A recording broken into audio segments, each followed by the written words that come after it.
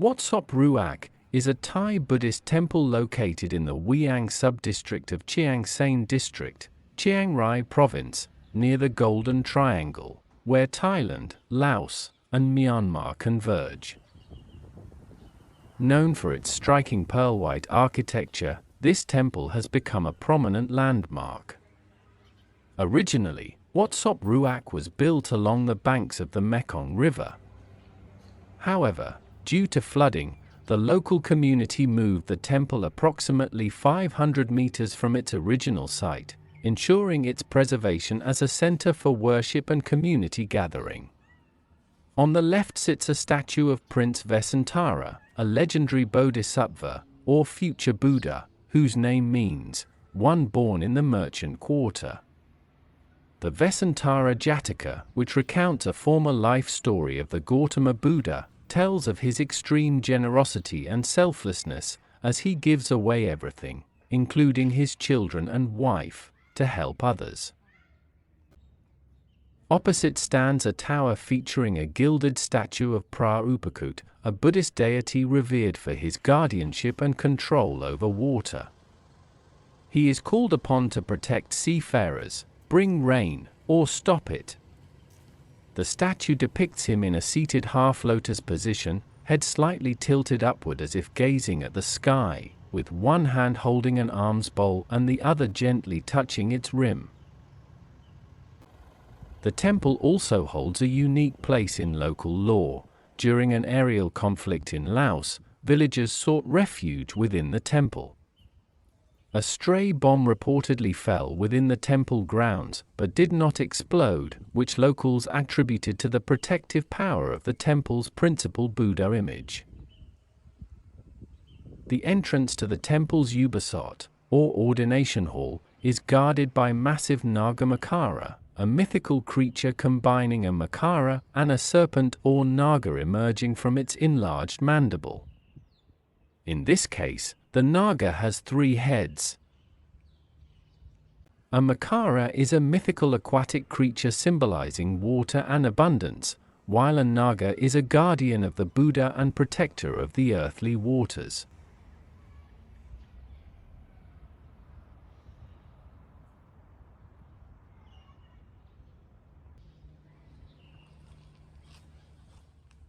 As the guardian of the temple and its entrances, the Naga is often seen coiled around temple walls, slithering along roof edges, and winding around stair handrails, and is sometimes depicted emerging from the mouth of a Makara.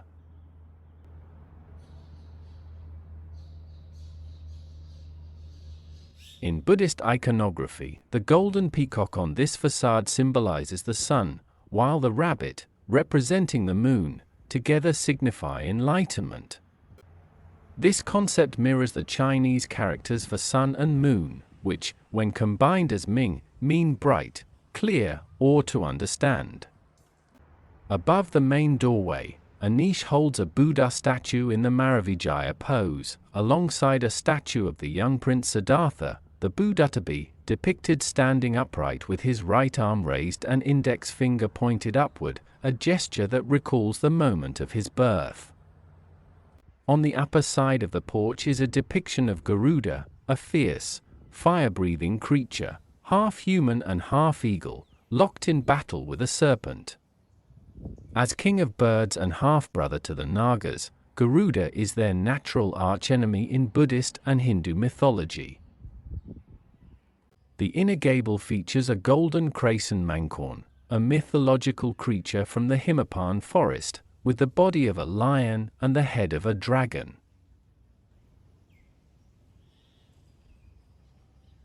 Above the doors are niches with Buddha statues in the Maravijaya pose, symbolizing victory over evil, representing the Buddha's vow to meditate under the Bodhi tree until attaining enlightenment. The gilded side doors are adorned with carved thepada or angels, hands pressed together in a gesture of greeting and respect.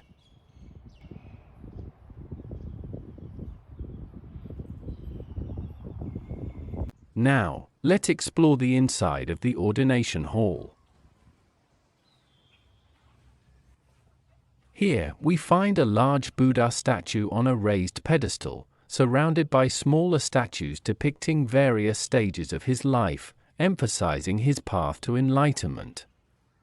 The walls are decorated with vibrant paintings illustrating the Vessantara Jataka, highlighting the Buddha's past life as a prince, demonstrating his boundless generosity and willingness to give away his possessions for the benefit of others.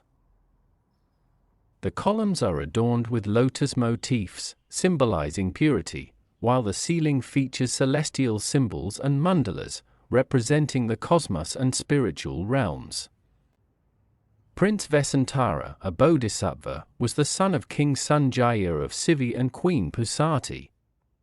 Before her human rebirth, she had been one of Indra's consorts.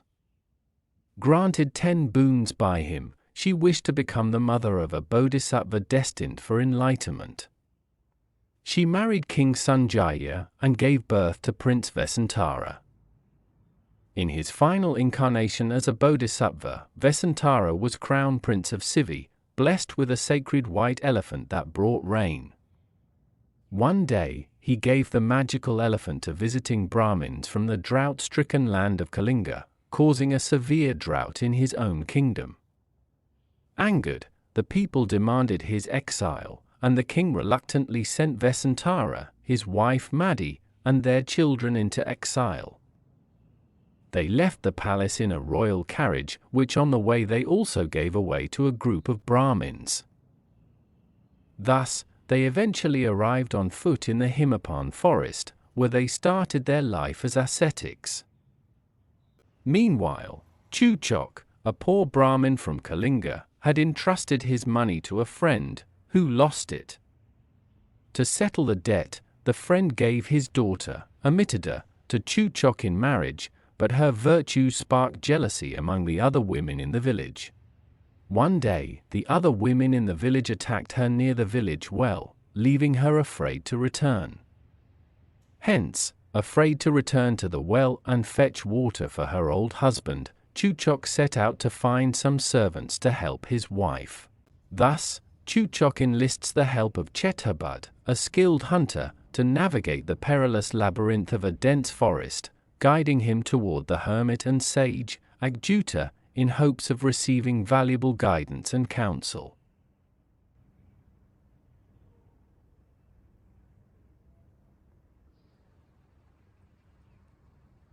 Chuchok journeyed through the vast forest until he reached the hermitage of the hermit Agjuta.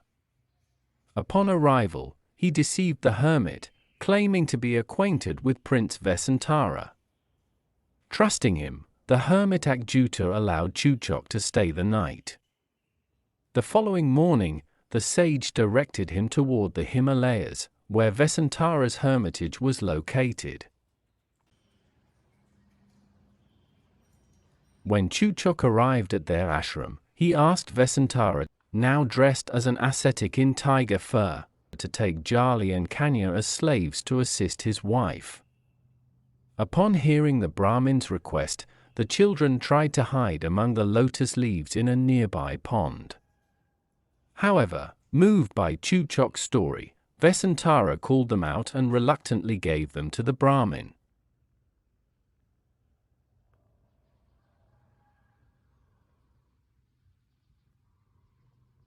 All of this occurred while Nangmatri was in the forest, searching for fruit, unaware that the forest was home to 4 feared wild big cats, each a terror to the people.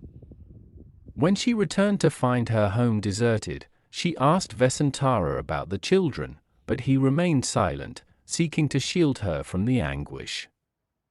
After a long night of searching, exhausted, she collapsed. Moved by deep compassion, Vessantara revived her. When she awoke, he gently revealed the painful truth.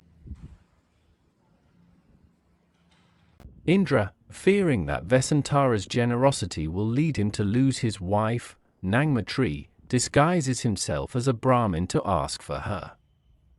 Vessantara grants the request. Impressed by the charity, Indra reveals his true identity and, grateful for Vessantara's generosity, requests blessings for him. In a sudden change of heart, Vessantara proposed exchanging the children for a ransom. In this scene, Chadok arrives in a forest with the two children. The gods, disguised as Vessantara and Nangma tree, watch over them. Chadok, guided by the gods, takes the wrong path to Sivi, where he and the children reach the royal palace. King Sanjaya provides the funds to redeem the children as agreed by Vessantara, and then reunited the children with their parents at the hermitage. Vessantara was invited to disrobe and assume the royal throne and undergo his coronation ceremony at the hermitage. Afterward, he mounted the elephant Pakanaga and journeyed back to Sivi. He ruled the kingdom of Sivi for 120 years before passing away and being reborn in Dusit heaven.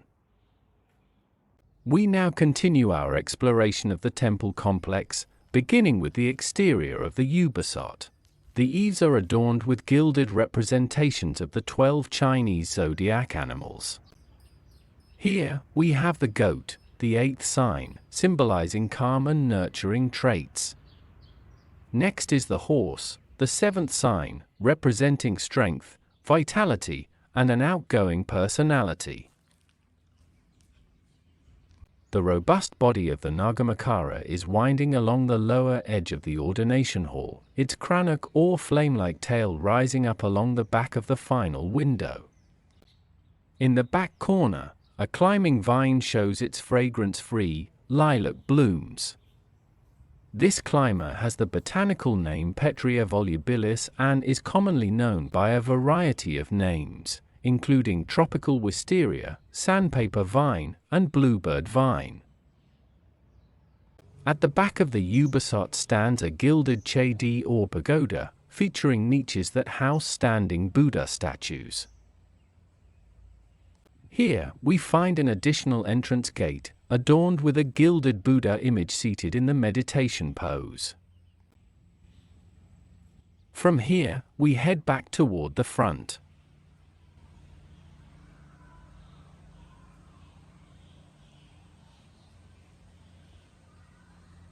In Lanna tradition, the Ubot includes a protruding porch and staircase along the side, designated for monks to enter and exit.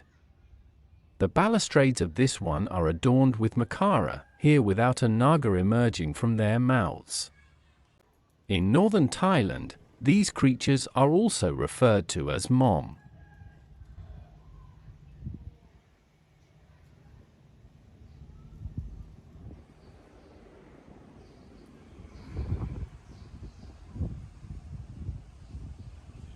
The ornamental crest running along the ridge of the two sloping edges of these gable roofs are known as bairaka. This decorative feature begins just below the chofar, the rooftop spires that resemble a stylized swan or hamsa, and typically ends at the lower edge with an antefix, often shaped like a swan's tail or hang hong. However, in this instance, the bairaka and antefix are crafted as a single piece, with the antefix formed into intricate shapes of elephant and swan heads. The center of the rooftop is further adorned with a fine eel modeled after the Suvarnahong royal barge, adding a unique touch of regality. This decorative element, seemingly drooping from the lintel to which it is attached, is further embellished with the three-headed elephant, Irawan, while the eaves supporting the roof display the ox and rat, the second and first animals of the Chinese zodiac, respectively. It appears that, judging by the order of the zodiac animals, we've inadvertently walked around the ordination hall in the reverse direction. As we conclude our short yet enlightening visit, we depart beneath the watchful gaze of the mythological creatures adorning the building, deeply impressed by the rich symbolism and artistry woven into this sacred space.